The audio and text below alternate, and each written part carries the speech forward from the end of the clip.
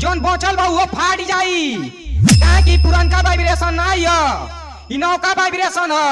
देख के सुनबा तो तोहार करेजवा कांपी जाई।